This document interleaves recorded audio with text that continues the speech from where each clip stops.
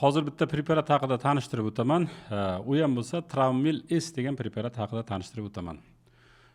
Travmil S preparati mana bu mushaklarda bo'ladigan shamollashlar, miyozitlar, miofastsial og'riq sindromlari, mushaklarda travmasi, cho'zilish natijasida paydo bo'ladigan og'riqlarda juda ham yaxshi samara beradigan preparat hisoblanadi. Bu Germaniyada ishlab chiqariladi. Germaniyada nemis texnologiyasi asosida, boyagi yuqori texnologiya asosida ishlab chiqarilgan preparat hisoblanadi. Buni endi tarkibiga qaraydigan bo'lsak, tarkibi juda qiziq. Tarkibi mana bu Travmil S Vidal saytini kimga qiziq bo'lsa ochib ko'rib tanishishi mumkin. 14 xil dorivor giyohlarni ekstrakt ko'rinishdagi preparati. Ya'ni buni tarkibida shu 14 xil giyohdorini ma'lum bir miqdorda solingan doza bilan solingan nimasi ekstrakti hisoblanadi. Qiladigan ishi asosiy qismi bu yallig'lanishga qarshi og'riqlarni ketkazib beradi, trigger tochkalar yo'qotib beradi. Travmalardan keyin, rastejiniy cho'zilishlardan keyin mushaklar trofikasi buzilgan bo'lsa, shularni to'g'rilaydi, mushakning strukturasini yaxshilab, mushakning tiklanishiga yordam beradi. Mana shunga asoslangan dori preparati bu Travmil S hisoblanadi. Travmil S'ni ham bir 3-4 yildan beri ishlatamiz. Ayniqsa miofastsial og'riq sindromlarida surunkali davom etayotgan bo'lsa, mushak bilan bog'liq bo'ladigan mana bu tirishgan, achishgan, qotishgan og'riqlar bo'layotgan bo'lsa, bularni ishlatamiz. Chiqarilishi bitta korobkada 5 ta ampola ko'rinishda chiqariladi. 2 ml dan. Bir marta qo'llanishga 5 kun davomida, bir martadan kuniga 5 kun davomida qo'llaymiz. Travmil S asosan mushaklarda o'zida bo'ladigan og'riqlarda shu trigger nuqtalar bo'ladi. Trigger nuqtalarni o'ziga inyeksiya qilinadi. Endi buni tarkibidagi giyohlarni qisman tanishtirib o'taman. Chunki bu yerda 14 xil giyoh. Bu yerda hammasini ko'rsatib o'tyapti. Birinchisi bu ixinatsiya o'tidan, ixinatsiya giyohidan olingan ekstrakt. Ikkinchisini qaraydigan bo'lsak, bu kalindula degan giyoh, dorivor giyoh bor, shuni ekstrakt asosida. Uchinchisi bo'ladigan bo'lsa, Arnica montana degan giyoh dori bor, giyoh o'tlar bor, shularni ekstrakti asosida. To'rtinchisi bo'lsa, bu Atropa belladonna degan giyoh bor, shuni ekstrakti. Beshinchisi bo'lsa, Billis perennis degan giyoh bor, shuni ekstraktlari asosida tayyorlangan. Jami 14 xil giyohlarni ekstrakti asosida tayyorlangan. Bu to'liq mana bu tabiiy, ya'ni o'tlardan, giyohlardan tayyorlangan preparat hisoblanadi.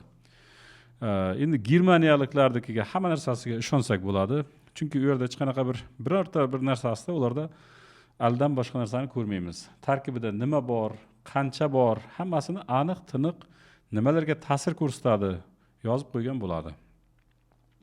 Endi bu preparatni ham boya aytganimdek, hozirgi vaqtda ko'p qo'llayapmiz. Ko'p qo'llashimiz mana bu ayniqsa shu mushaklar bilan bog'liq bo'ladigan og'riqlarda yaxshi samara beradi. Miofastsial og'riqlarda har xil ko'rinishi bor. Mushaklarda mana shamollashlarning har xil ko'rinishi bor. Umurtqa pog'onamizda endi 120 tadan ziyodroq mushaklar bo'layotgan bo'lsa, buni har biri shamollab qolishi mumkin. Endi har bir mushak, qaysi mushak shamollaganda o'zini klinik belgilarini beradi.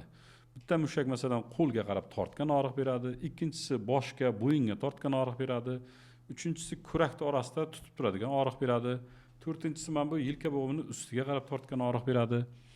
Shunga o'xshab qaysi mushak zararlanayotgan bo'lsa, hammasini o'zini og'riq beradigan sohalari bo'ladi. Endi og'riq beradigan sohalar bo'lgandan keyin biz boyagi og'riq beradigan sohalarni qancha davolaganimiz bilan foyda bo'lmaydi. Aynan og'riq berayotgan nuqtalarni, trigger nuqtalarni o'zini davolash kerak bo'ladi. Asosiy e'tibor shunga qaratiladi. Bu yerda mana ko'rinishlarni ko'rsatib o'tyapman. Miofastsial og'riqlarni, mana bu trigger nuqtalar.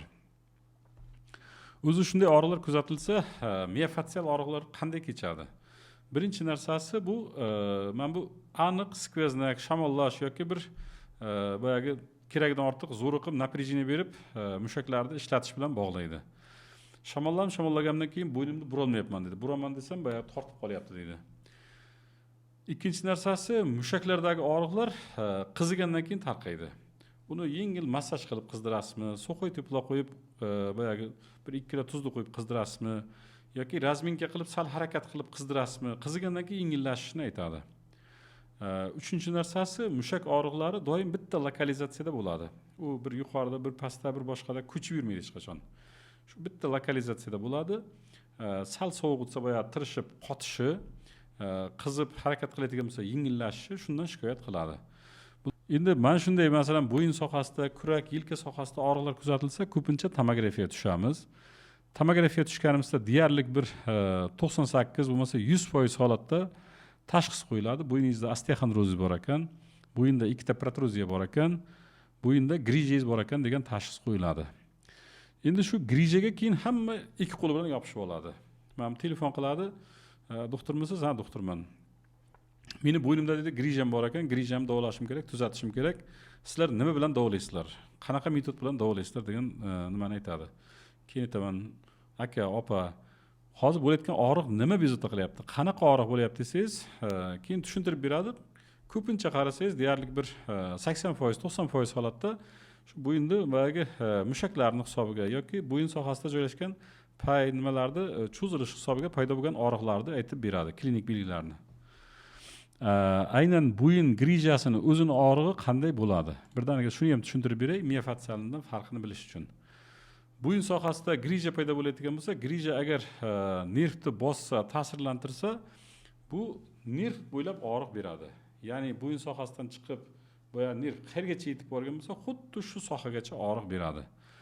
Aniq bitta lokalizatsiya bilan beradi. Aniq bitta lokalizatsiya qaysi nervlar zararlangan bo'lsa, shu sohaga beradi. Og'riqqa qo'shimcha uyushlar, jimirlashlar, qo'lida qanaqadir tok urganday bo'lishi, qo'lda kuchsizlanish bo'lishi, qo'llarda masalan ertalab turganda shish bo'lishi, shulardan shikoyat qiladi. Asosiy farqli jihati mushaklar xuddi ichkaridan bir narsa bilan ombir bilan dedi burab tortganday og'riq beradi. Ichkaridan bir narsa dedi xuddi kechasini ham g'ijimlab buraydi meni qo'limda dedi. Shuni hisobiga kechasi bilan uxlamayman dedi yoki bir uxlasam ham 15 minut, 20 minut ko'zim ketadi, birdaniga og'riqdan uyg'onib ketaman degan shikoyatda aytadi. Miofascialda kechasiga og'riq masalan issiq qo'yganda yo'q yoki kechasi yotganda yo'q.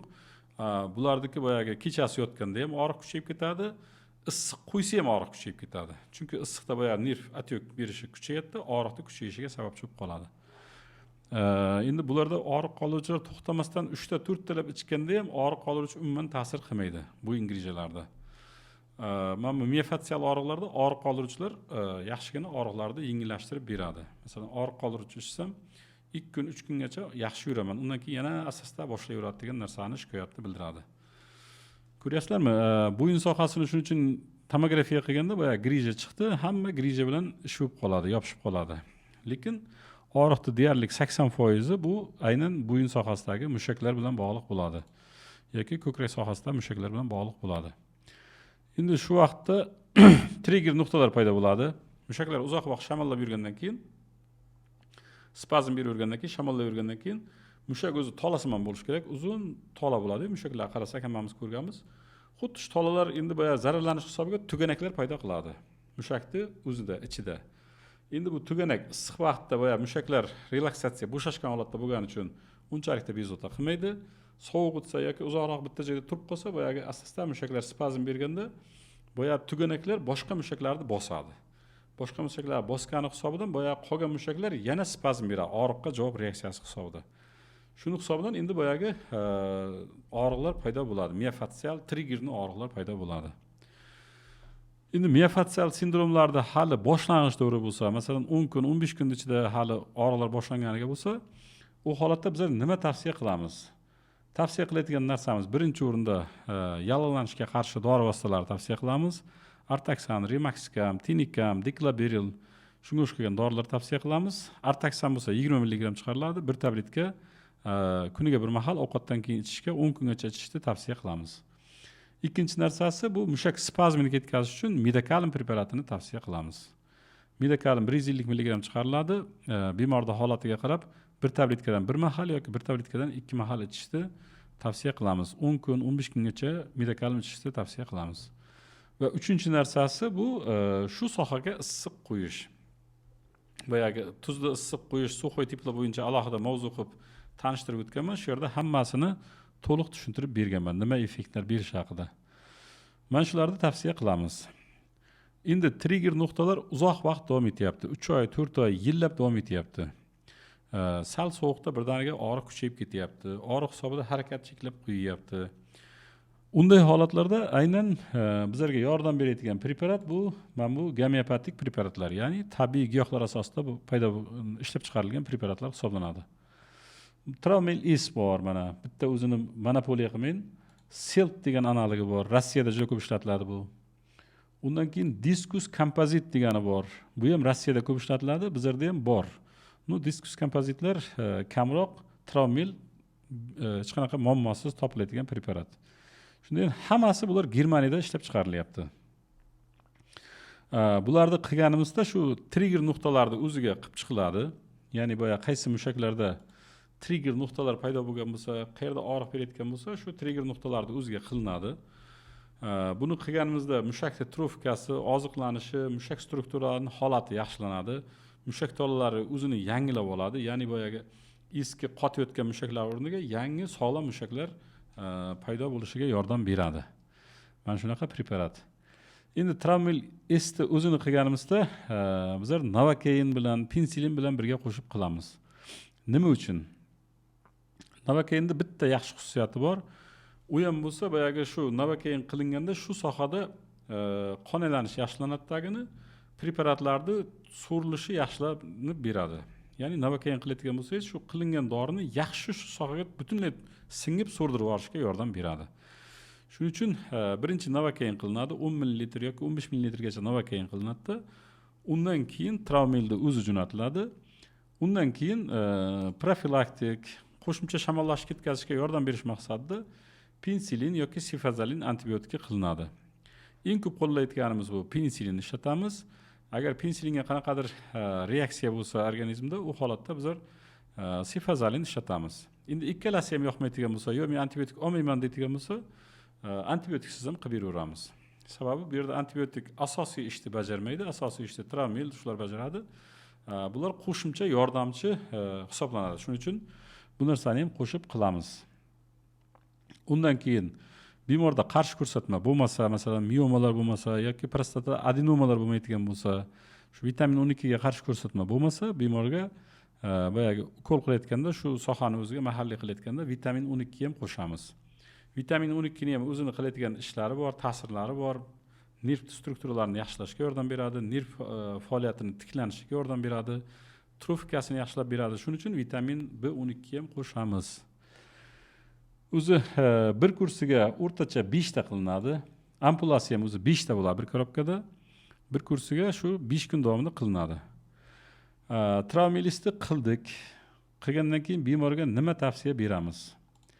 Bemorga beradigan tavsiya shu ukolni boshlagandan og'riq yengillab boshladimi, birdaniga mashqlarni qilishingiz kerak degan tavsiyani beramiz. Nima uchun? Sababi bu Travmil is boyagi trigger nuqtalarga, boya tuganaklarga qilingandan keyin buni yumshatyapti. Biz qanchalikda usilini buni mashqlar bilan shug'ullanadigan bo'lsak, boyagi yumshagan boyagi bezlar so'rilib ketishiga juda yaxshi yordam beradi. Kuniga 20 minut ertalab, 20 minut kechga, agar imkoningiz bo'ladigan bo'lsa 20 minut avidni ham 2 mahal, 3 mahal to'xtamasdan qaysi mushagingiz masalan qotgan bo'lsa, shuni maksimalni ishlating degan tavsiyani beramiz. Sabab bular boyagi dorini qilib qo'yib quruq kutadigan bo'lsak, dori qachon ta'sir qilar ekan deb kutib o'tiradigan bo'lsak, bu narsa masalan yumshatib beryapti. Lekin yana qaytib shamollayapsiz, yana qaytib rastejeniga tushiryapsiz. U holatda yana qaytadan boyagi tuganak aktivlashishi kuzatiladi, trigger nuqtani aktivlashishi kuzatiladi. Shuning uchun bularda mashq qiladigan bo'lsa, masalan 2 oy, 3 oy davomida orqasidan usilinni mashq qiladigan bo'lsa, 100% tuzalib ketadi. Bularni olgandan keyin yo'q, men bu zalga chiqqanda qilaman, ertadan zalga yozdirdim, fitnessga yozdirdim. Hozir men to'ylarda o'tkazib olay, ishlarim hozir ko'p, keyin vaqtim topib alohida shug'ullanaman, uyga gantel olib kelib qo'yib keyin shug'ullanaman deb vaqt o'tkazib yuradigan bo'lsa, boyagi Travmil hisobiga yumshagan tuganaklar yana qaytadan o'zini aktiv holatiga o'tadi. Bunday holatlarda endi bu dorining ta'siri masalan bo'lsa bir 2 oy, 3 oygacha ta'sir qiladi. Shuning uchun bularda aktivni mashqlarni tavsiya qilamiz. Masalan, dish tushirasi bo'ladigan bo'lsa, ko'pincha so'raydi-da, boyagi karishka og'riqlar bo'lganda mashqlarni qachon qilib boshlayman deydi-da. Deyarli hammasiga aytamizki, 15 kun 20 kun kuting. Sababi men bu diskni hozir disk churasiga dori qilganimizdan keyin, plazma qilganimizdan keyin buni usti qotishi kerak. Qotgandan keyin, undan keyin mashqlarni qilib boshlaysiz deb aytamiz. Xuddi yara joyingizda hadeb tirnayvermaysiz-ku, shunday ularda 15 kun 20 kundan keyin boshlaysiz, 1 oydan keyin boshlaysiz degan tavsiyani aytamiz. Aynan miofascial og'riqlarda bu ukolni qilgandan siraziga mashqlarni boshlash kerak bo'ladi. Shunday holatda boya kasallikdan butunlay tuzalib, qutulib ketadi. Endi Travmil is bo'yicha qanaqadir savollar bo'ladigan bo'lsa, iniksiyalar bo'yicha qanaqadir savollar bo'lsa, izohlarda qoldirishingiz mumkin. Ularda hammasini to'ldirib o'tishga harakat qilaman. E'tiborlaringiz uchun rahmat. Sog' salomat bo'lasizlar.